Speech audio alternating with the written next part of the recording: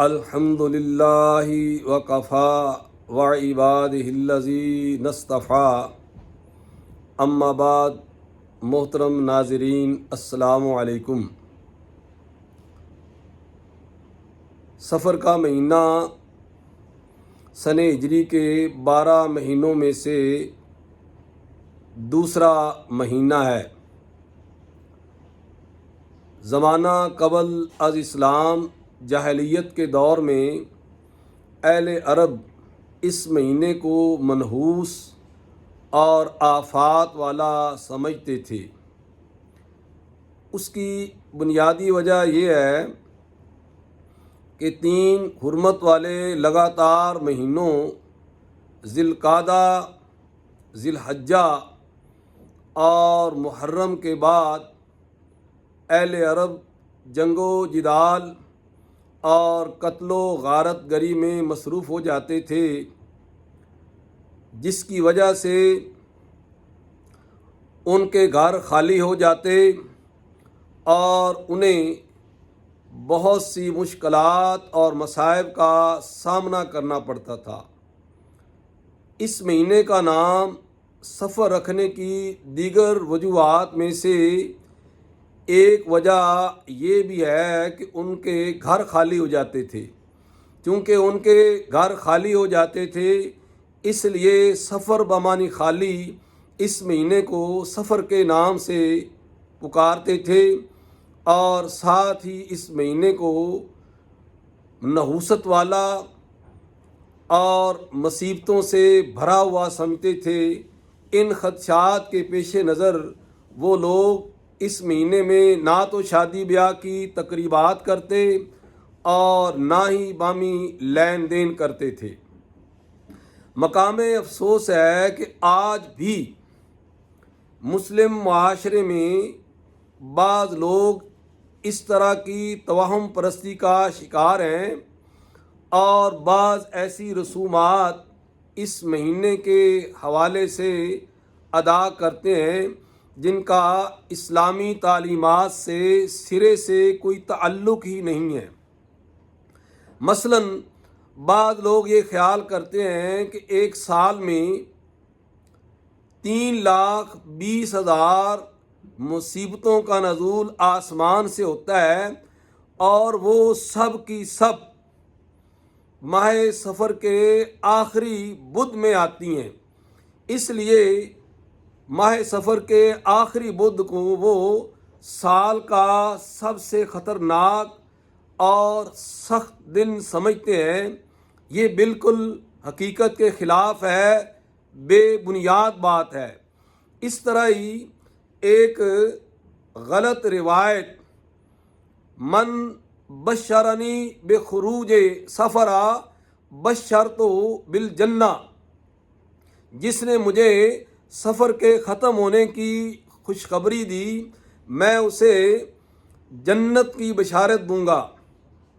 ناظرین محترم، یہ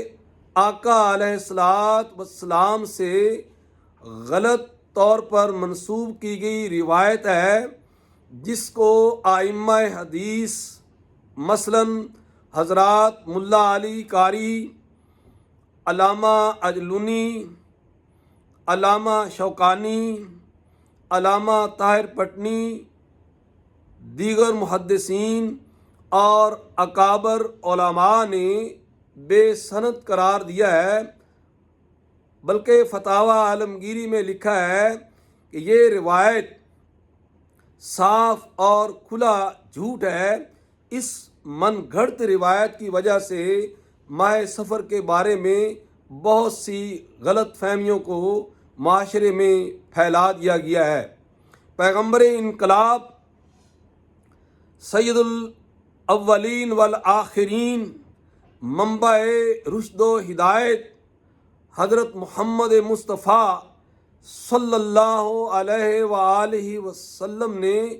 اس طرح کی رسومات اور غلط عقائد کو جڑ سے اکھاڑ پھینکا، اور ماہ سفر کے بارے میں پائی جانے والی غلط باتوں کی آپ نے تردید کی اور اس کا معاشرے سے خاتمہ کر دیا۔ امام بخاری اور مسلم نے حضور نبی اکرم صلی اللہ علیہ وآلہ وسلم کا ارشاد نقل کیا ہے کہ آقا علیہ الصلاۃ والسلام نے ارشاد فرمایا، لا ادوا، کوئی بیماری متعدی نہیں ہے، ولا طیارہ، اور بدشگونی کی کوئی حقیقت نہیں ہے، ولا حامہ، اور نہ ہی مردوں پر الو بولتے ہیں، کیونکہ عرب کے لوگ یہ سمجھتے تھے کہ مردوں سے الو نکل کر آواز دیتا ہے اور مقتول کو، یہ مقتول کے لیے بتاتا ہے کہ اس کے قتل کا بدلہ لو۔ اور فرمایا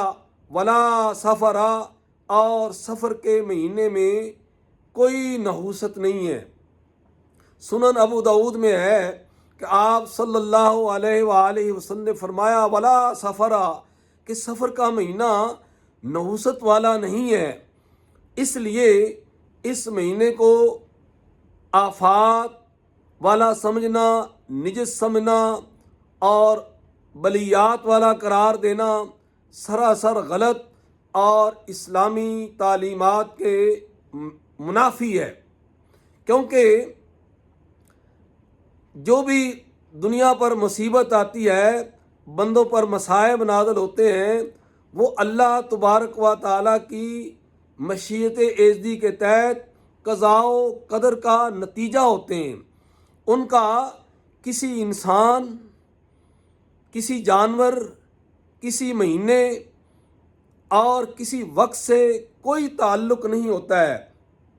کیونکہ قرآن مجید میں ارشاد باری تعالیٰ ہے، سورہ التغابن آیت نمبر 11، ما اصاب من مصیبت الا باذن اللہ، کہ اللہ تعالیٰ کے اذن کے بغیر کوئی مصیبت نازل نہیں ہوتی ہے۔ جو بھی مصائب و آلام دنیا میں نازل ہوتے ہیں وہ اللہ تعالیٰ کی مشیت ایزدی کا تقاضا ہوتے ہیں۔ محترم ناظرین، بعض لوگ سفر کے مہینے کے آخری چہار شنبہ یعنی آخری بدھ کے بارے میں بھی ایک غلط عقیدہ رکھتے ہیں۔ وہ سمجھتے ہیں کہ آخری بدھ کو آقا علیہ الصلاۃ والسلام نے صحت فرمائی، غسل صحت فرمایا اور پھر مدینہ منورہ سے باہر سیر کے لیے تشریف لے گئے۔ اس دن وہ مٹھائیاں بانٹتے ہیں، خوشیاں مناتے ہیں اور اپنے خاندان کے ہمراہ صبح کے وقت سیر کے لیے چلے جاتے ہیں، اس دن کا روزہ رکھتے ہیں اور مخصوص قسم کی نماز ادا کرتے ہیں۔ علماء کرام فرماتے ہیں کہ ان سب باتوں کا حقیقت سے کوئی تعلق نہیں ہے، یہ ساری بے بنیاد اور بے سند باتیں ہیں، بلکہ امام احمد رضا خان بریلوی رحمۃ اللہ علیہ احکام شریعت میں لکھتے ہیں کہ آخری چہار شنبہ، آخری بدھ کو تو آپ صلی اللہ علیہ وآلہ وسلم کے اس مرض اقدس کا آغاز ہوا تھا جس میں آپ صلی اللہ علیہ وآلہ وسلم نے وصال فرمایا۔ تو محترم ناظرین،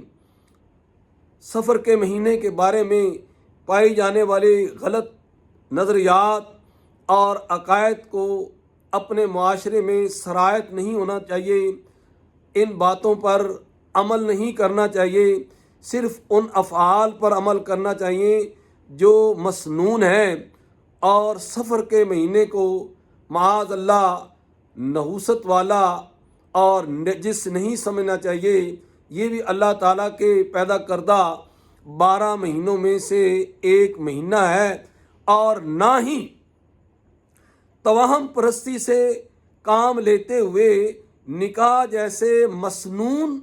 اور بابرکت کام کو صرف سفر کی وجہ سے